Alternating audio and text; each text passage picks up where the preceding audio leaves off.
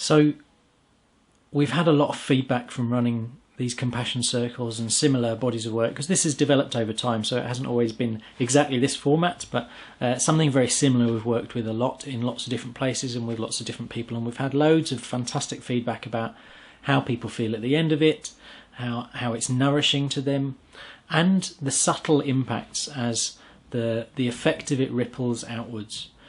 You know, I've seen managers, home managers who have sat together talk about the next day after doing some of this work, and talk about how they slept last night for the first time in possibly years. You know, slept through the night without waking up worrying about something. You know, there's these subtle personal impacts like that,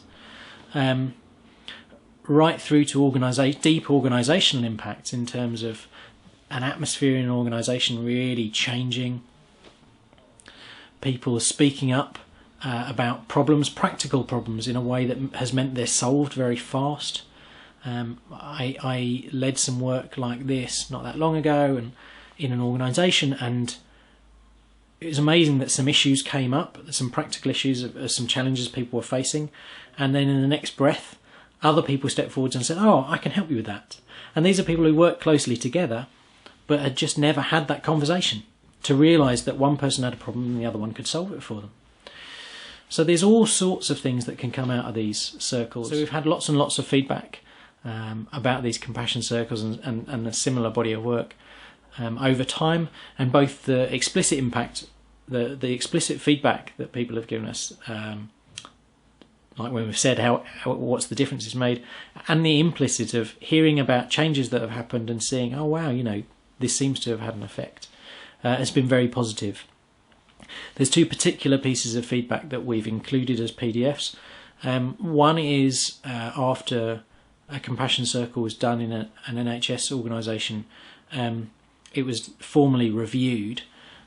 So there's that document in there, and one bit of that review, which I'm not sure it's in the write-up, but when they looked at how many people the compassion circle had touched, there was, I think, 8 or 10 people in the room. But when they looked at how many people each of those people had talked to about it, and how many people each of those people had talked about it, the ripple effect looked like it was in the ballpark of 800 people. So 8 people in the room, and it had touched 800 people.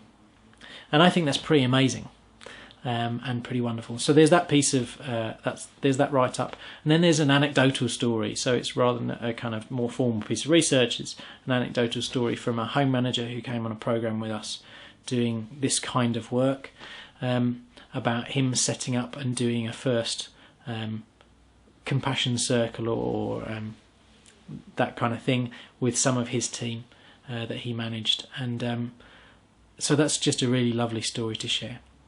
So there's those resources that talk a little bit about why this work works. And in the next video I'll talk about some of the research and thinking which underpins the practice of compassion circles.